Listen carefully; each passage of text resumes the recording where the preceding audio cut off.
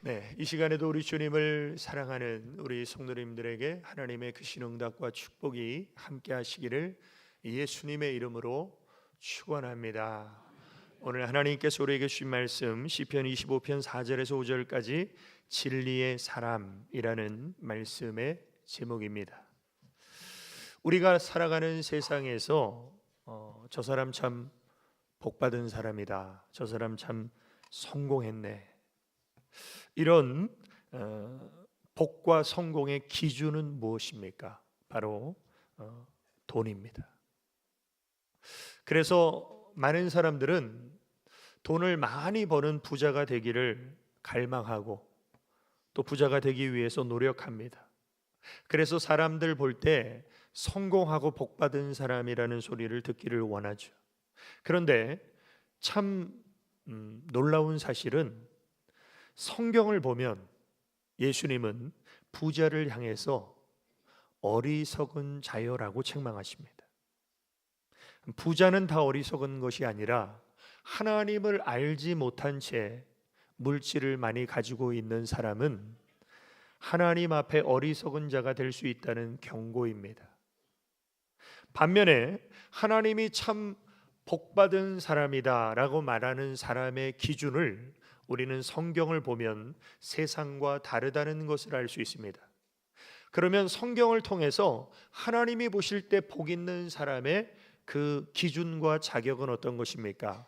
시편 1편 1절에서 2절을 보면 복 있는 사람은 오직 여호와의 율법을 즐거워하여 그 율법을 주야로 묵상하는 자로다.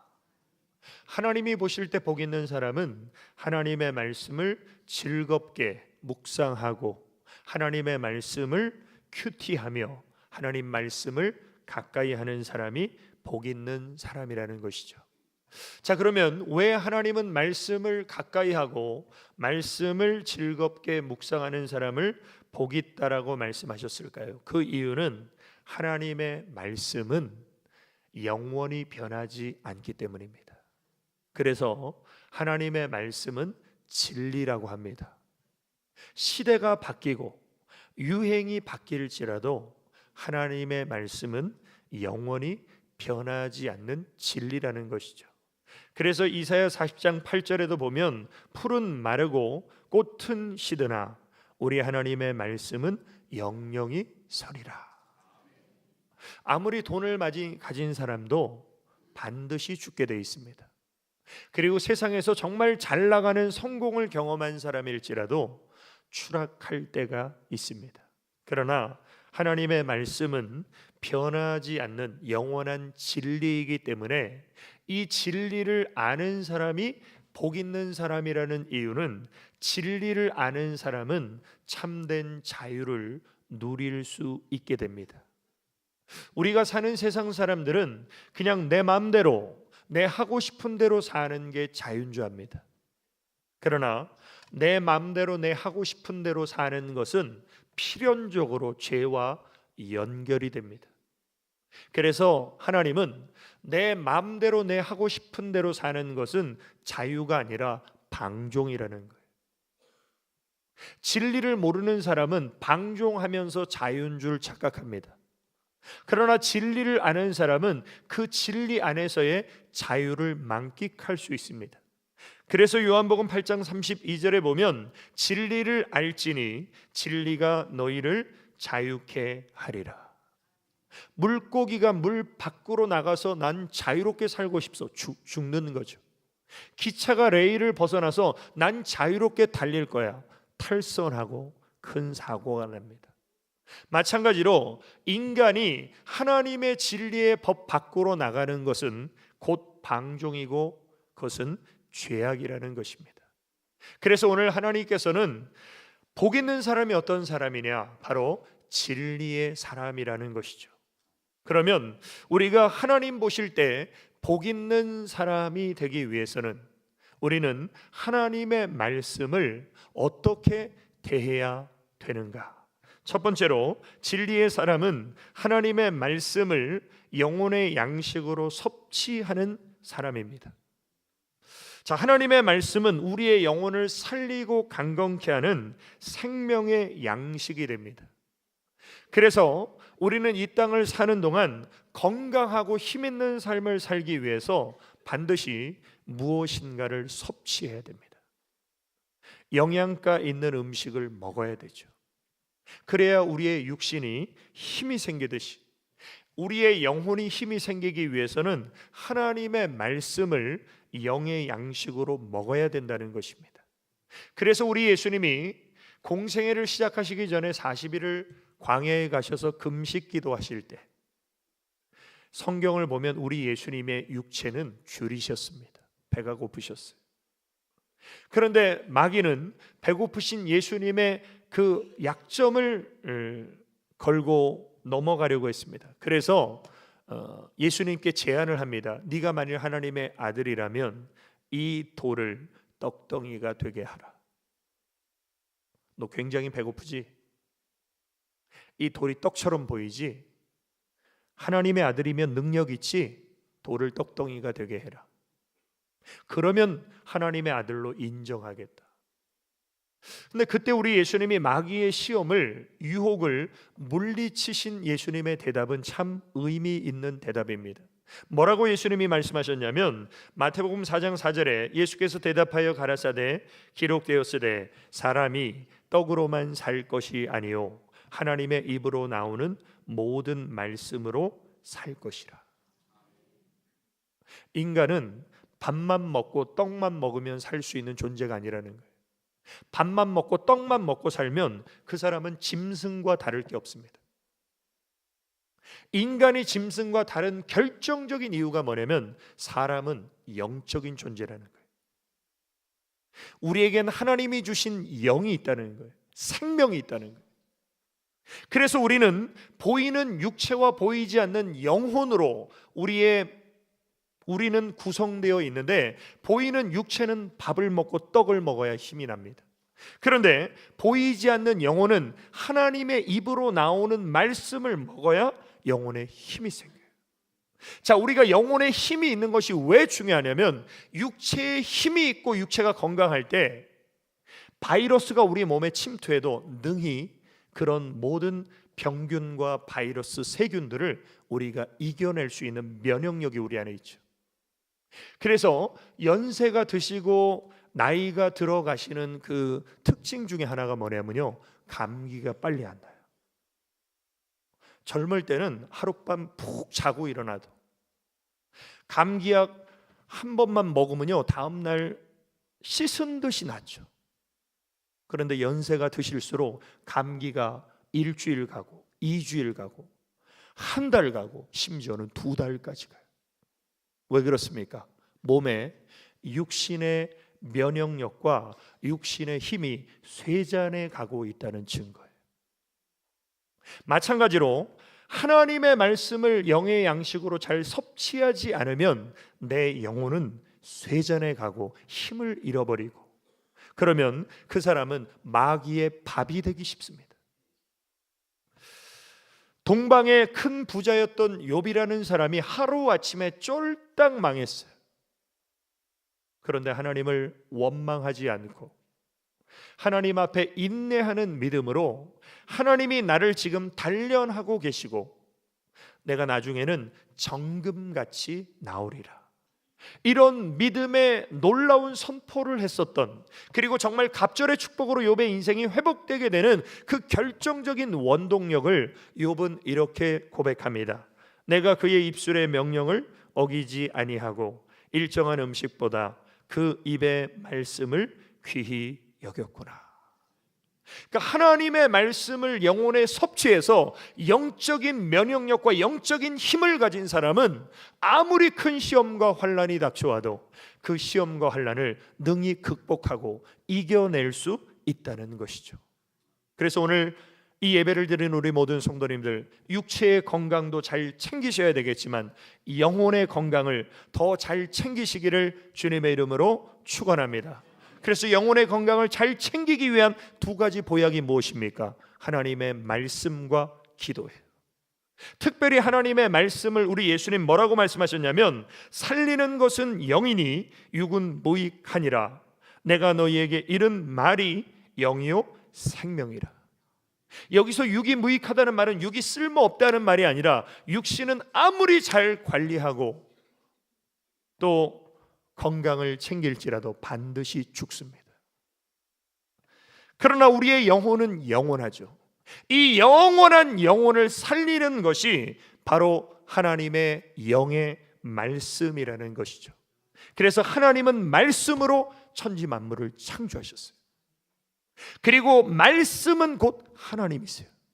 그래서 이 말씀의 능력을 의지했던 백부장이 자기 하인이 병들어 죽어갈 때 예수님께 찾아옵니다. 그리고 예수님께 자기 하인을 고쳐달라고 간청합니다. 예수님께서 흔쾌히 내가 가서 고쳐주리라 말씀하셨는데도 불구하고 이 백부장이 예수님께 뭐라고 말씀드렸냐면, 예수님, 제 집에 오심을 저는 감당할 수 없습니다. 다만 말씀으로만 하옵소서. 저도 100명의 부하를 거느린 그런 장교인데, 내가 이더러 가라 하면 가고 저더러 오라 하면 오는데, 천지 만물을 창조하신 하나님께서 말씀만 하셔도 내 하인이 나을 줄로 믿습니다. 그때 예수님께서 기이 여기시면서 그 백부장의 믿음을 칭찬하시면서 이렇게 말씀하십니다. 가라, 내 믿은 대로 될지어다. 이 말씀을 붙잡고 이 백부장이 집으로 돌아갔더니 정말 하인이 나았어요. 그 나은 시간이 언제인가를 물어보니까 마태복음 8장 13절에 예수께서 백부장에게 이르시되 가라, 내 믿은 대로 될지어다 하시니 그 시로 하인이 나으니라. 오늘 이 하나님의 말씀의 능력이 내 영혼에 임해서 내 삶의 모든 것들이 풀어지고 살아나는 역사가 있으시길 주의 이름으로 축원합니다. 그래서 우리는 하나님의 말씀을 내 영혼의 양식으로 내 심령에 채우셔야 돼요. 육신의 밥과 영혼의 양식인 말씀에 굉장히 큰 차이가 있습니다. 그것은 뭐냐면, 육신의 밥은요, 먹으면 먹을수록 살이 쪄요. 힘이 나는 동시에 살이 쪄요. 근데 하나님의 말씀은 먹으면 먹을수록요, 영적으로 건강해지지 살이 안 쪄요. 그래서 하나님의 말씀을 많이 섭취하는 일에는요, 비만이 없어요. 그리고 하나님의 말씀을 많이 섭취할 때 내 삶에 놀랍게 나타나는 세 가지 변화가 있습니다. 그것이 골로새서 3장 16절에 보면, 그리스도의 말씀이 너희 속에 풍성히 거하여 모든 지혜로 피차 가르치며, 하나님 말씀이 내 속에 풍성히 거하면요, 지혜로워져요. 그래서 어떤 집은 어렸을 때 잠언 31장을 하루에 한 장씩 아이에게 계속 읽히는 거예요. 그래서 그 잠언을 한 달에 한 번씩 읽잖아요. 1년이면 12번 읽죠. 그래서 그 잠언을 계속 읽으면서 굉장히 지혜로운 사람이 됐다는 간증을 제가 들었어요. 하나님의 말씀 속에 지혜가 있습니다. 또 피차 가르치며 마음에 감사함으로, 하나님 말씀이 내 속에 가득하면요, 감사가 넘쳐요. 또 하나님을 찬양하고, 하나님의 말씀이 내 속에 있으면요, 내 입술에서 찬양이 흘러넘칩니다. 오늘 우리 성도님들, 말씀의 양식을 영혼에 섭취하여 지혜로운 삶, 감사하는 삶, 하나님을 찬양하는 삶이 계속되시기를 주님의 이름으로 축원합니다. 두 번째로, 진리의 사람은 하나님의 말씀을 영혼의 등대로 믿고 따라가는 사람입니다. 우리는 이 세상에 도덕적이고 윤리적인 그런 기준과 가치들이 있습니다. 그리고 우리는 이 세상을 좀 더 편리하게 또 지혜롭게 살아가는 여러 가지 사람들의 어떤 그 교훈들을 받게 됩니다. 그러나 그런 모든 것들이 우리의 삶의 문제를, 우리의 삶의 방향을 결정해 줄 수는 없다는 것입니다. 때로 우리는 인생의 고난과 시련을 만날 때 눈앞이 캄캄할 때가 있어요. 성경에 나온 표현대로 사방으로 우겨쌈을 당할 때가 있습니다. 앞문이 막히고 뒷문이 막히고 옆문이 막힐 때도 있어요. 도대체 어떻게 해야 될지를 모를 때가 있습니다. 그런데 바로 그때 우리의 삶을 밝혀주는 것이 바로 하나님의 말씀이에요. 그래서 하나님의 말씀은 어두운 세상을 밝히는 인생의 등불이 됩니다. 우리는 하나님처럼 완전하지 않습니다. 근데 완전하지 않은 불완전한 우리가 완전한 삶을 살아갈 수 있는 방향을 제시해 주는 것이 바로 하나님의 말씀입니다. 그래서 오늘 본문의 시편 기자는 이렇게 간구합니다. 여호와여, 주의 도를 내게 보이시고 주의 길을 내게 가르치소서. 주님의 길을 보여주십시오. 주님의 길을 가르쳐 주시옵소서. 왜냐하면 그 길이 생명의 길이기 때문이죠. 그래서 다윗도 하나님 앞에 이렇게 간구합니다. 아침에 나로 주의 인자한 말씀을 듣게 하소서. 내가 주를 의뢰함이니이다. 나의 다닐 길을 알게 하소서. 이 땅의 모든 인생은 한 치 앞도 내다볼 수 없어요. 내일 일을 자랑할 수 없습니다. 이렇게 불확실성이 가득한 인생의 방향을 설정해 주는 것이 바로 하나님의 말씀이죠. 그 말씀의 약속을 일정한 음식보다 귀히 여겼던 욥이 엄청난 환란이 몰아닥치고 정말 자기 인생이 깜깜해서 아무것도 보이지 않는 그런 상황 속에서 욥은 하나님의 말씀을 붙잡고 이렇게 고백합니다. 나의 가는 길을 오직 하나님이 아시나니 하나님이 나를 단련하신 후에는 내가 정금같이 나오리라. 아무것도 붙잡을 수 없는 그 칠흑 같은 어둠 속에서 욥은 하나님의 약속의 말씀을 붙잡았던 것입니다. 다윗도 마찬가지죠. 엄청난 환난과 고난이 자기 인생에 몰아칠 때 다윗은 하나님의 말씀을 붙잡고 하나님을 의지함으로 기도드릴 때 하나님의 말씀이 다윗의 인생에 놀라운 등불과 빛이 되었던 것입니다. 그래서 시편에 이렇게 고백합니다. 주의 말씀은 내 발의 등이요 내 길의 빛이니이다. 오늘 우리 성도님들 인생의 크고 작은 선택과 결정의 순간에 내가 가진 경험, 내가 가진 가치관, 어떤 사람의 조언에 귀를 기울이시기보다 하나님의 말씀에 귀를 기울여서 그 말씀이 우리의 인생길을 비춰주는 그 길로 나아가시기를 주님의 이름으로 축원합니다. 그래서 이스라엘 백성들이 하나님의 말씀을 언제나 앞세울 때 그 말씀을 따라갈 때 홍해 바다는 갈라졌어요. 요단강이 갈라졌습니다. 여리고 성이 무너져 버렸어요. 그래서 하나님의 말씀을 사랑하고 하나님의 말씀을 의지하는 사람에게 하나님이 주시는 놀라운 약속이 있습니다. 시편 119편 165절에 주의 법을 사랑하는 자에게는 큰 평안이 있으니 저희에게는 장애물이 없도다. 하나님의 말씀을 주야로 즐겁게 묵상했던 다윗에게 골리앗은 장애물이 되지 못했습니다. 하나님은 다윗과 함께 하셔서 다윗의 인생길을 환히 비춰주셨듯이 2018년 불확실한 우리의 미래에 하나님의 말씀의 등불이 환히 비춰지는 은혜가 있으시기를 주님의 이름으로 축원합니다. 세 번째로 진리의 사람은 하나님의 말씀에 순종함으로 열매 맺는 사람입니다. 우리는 하나님이 주시는 풍성한 열매를 기대합니다. 반면에 하나님은 우리에게 열매를 주시지 않습니다. 하나님은 우리에게 풍성한 씨앗을 주세요. 그 하나님이 우리에게 주시는 풍성한 씨앗이 바로 하나님의 말씀입니다. 하나님의 말씀은 우리의 삶을 풍성하게 채워주는 축복의 씨앗입니다. 성경에는 32,500가지의 약속이 있어요. 이런 풍성한 씨앗을 하나님은 우리 심령에 주십니다. 그리고 이 하나님의 말씀의 씨앗을 받는 우리의 심령은 4가지의 밭이 있어요. 첫 번째로 길가밭, 두 번째로 돌짝밭, 세 번째로 가시밭, 이 세 가지 밭은요, 아무리 하나님의 씨가 심겨져도 열매를 맺지 못해요. 반면에 네 번째 밭은 옥토밭, 좋은 땅입니다. 이 옥토밭 좋은 땅은 하나님의 말씀이 심겨지면 열매를 맺게 되는데, 그 열매는 세 종류로 나타납니다. 좋은 땅에 뿌리었다는 것은 말씀을 듣고 깨닫는 자니 결실하여 혹 100배, 혹 60배, 혹 30배가 되느니라.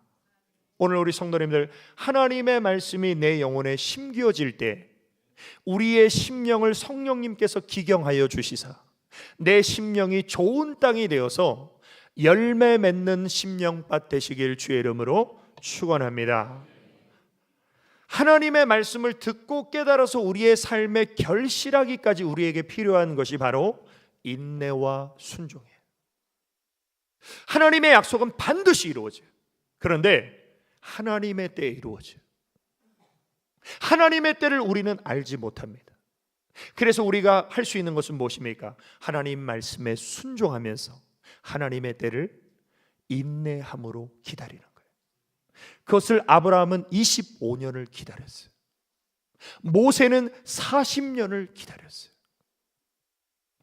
오늘 우리 성도님들, 정말 내 심령이 옥토밭이라면 하나님의 말씀을 들을 때마다 주님 깨닫게 하여 주시고 순종하게 하여 주시고 인내함으로 기다리게 하여 주옵소서.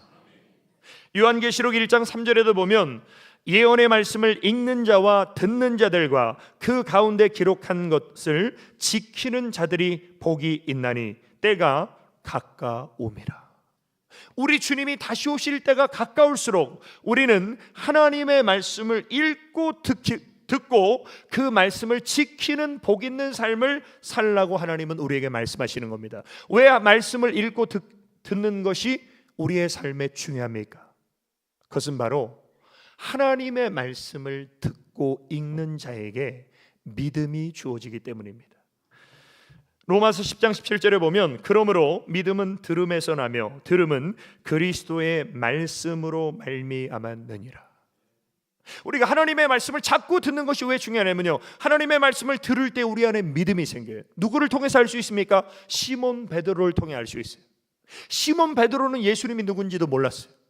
근데 예수님이 베드로의 배를 빌리셨습니다.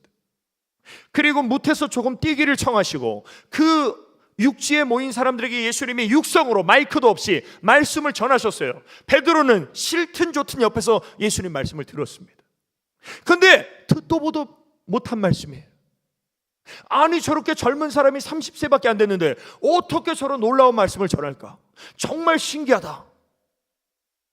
그런데 예수님이 말씀을 마치시고 느닷없이 베드로야, 깊은 곳에 그물을 던져봐라. 이런 뚱딴지 같은 말씀을 예수님이 하시는 거예요.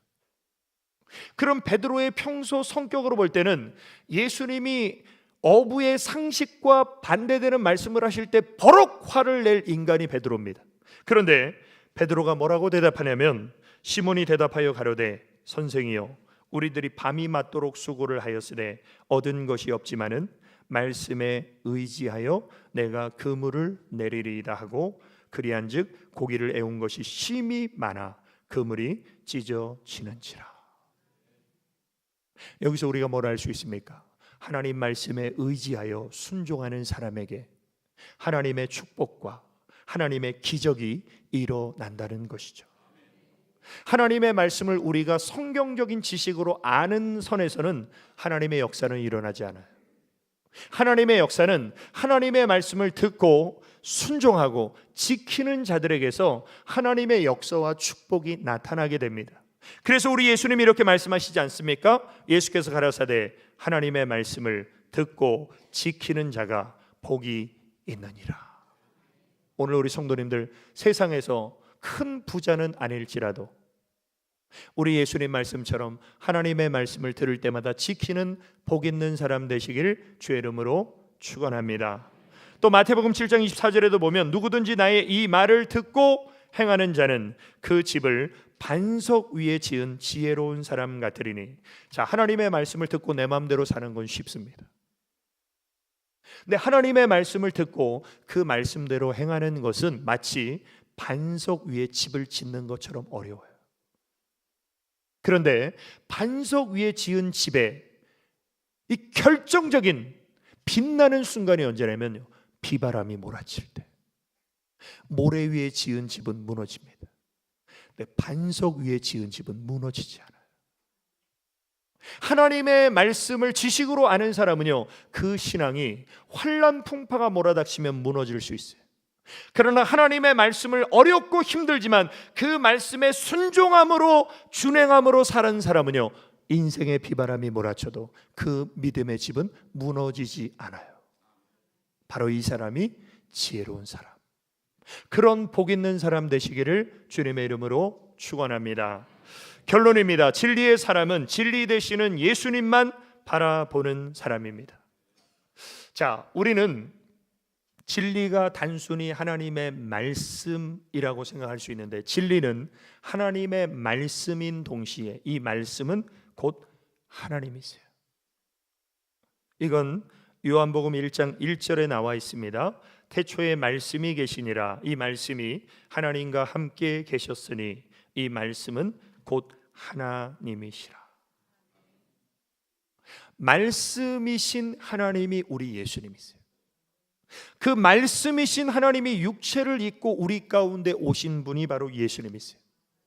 그래서 우리 예수님이 자기 자신을 가리켜서 뭐라고 말씀하십니까? 내가 곧 길이요 진리요 생명이니 나로 말미암지 않고는 아버지께로 올 자가 없느니라. 우리 예수님이 진리세요. 우리 예수님 안에 생명이 있어요. 우리 예수님이 천국 가는 길이십니다.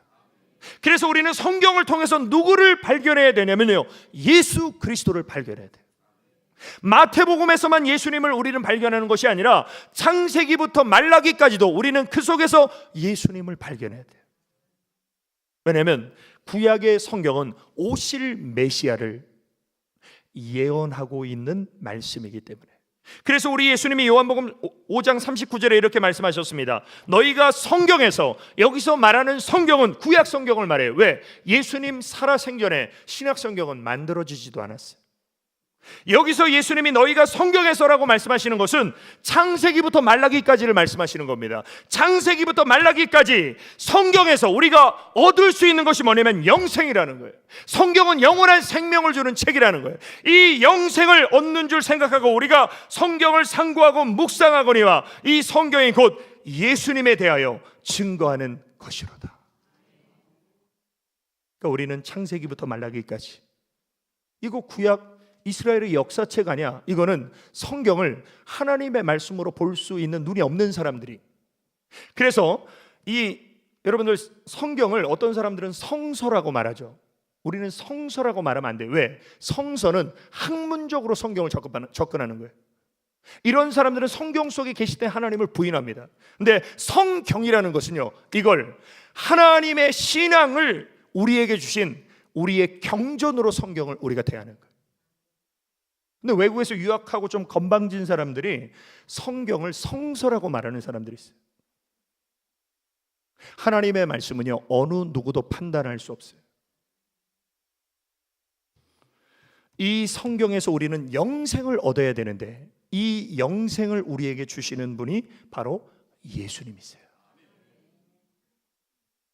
놀라운 사실은요, 우리 예수님이 이 땅에 오셔서 공생애를 사시고 십자가의 고난을 받으시고 죽은 자 가운데 사흘 만에 부활하신 이 모든 일들이요, 구약 성경에 다 예언이 돼 있어요. 우리 예수님은 구약의 성경을 다 성취하시기 위해서 오신 분이에요. 그래서 고린도전서 15장 3절에 보면 내가 받은 것을 먼저 너희에게 전하였노니 이는 성경대로 그리스도께서 우리 죄를 위하여 죽으시고, 이사야 53장에 보면 예수님이 징계를 받고 예수님이 채찍에 맞으심으로 우리가 평화를 누리고 우리가 나음을 입었도다. 우리 예수님의 죽으심이 예언되어 있어요. 우리 예수님은 성경대로 우리 죄를 위하여 죽으셨어요. 또 장사 지낸 바 되었다가 성경대로 사흘 만에 다시 살아나사 우리 예수님이 이 악한 세대에게 보여줄 표적이 무엇입니까? 요나의 표적밖에 없다. 물고기 뱃속에 들어가서 사흘 만에 요나가 나왔죠. 회개할 때. 우리 예수님이 장사된 지 사흘 만에 사망 권세를 깨뜨리시고 부활하셔서 천국 가는 길을 열어주시고 영원한 생명을 우리에게 주시고 영원히 변하지 않는 진리가 되시는 그 예수님 바라보고 그 예수님을 쫓아가는 진리의 사람이 되시기를 예수님의 이름으로 축원합니다. 우리 기도드리시겠습니다. 아버지 하나님, 크신 은혜와 사랑을 감사드립니다. 이 땅을 사는 동안 급변하고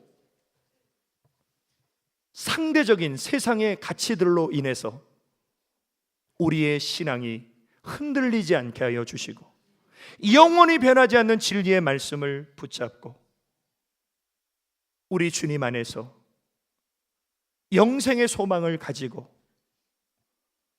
주님만 쫓아가는 진리의 사람 되게 하여 주옵소서. 예수님의 이름으로 기도 올리옵나이다. 아멘.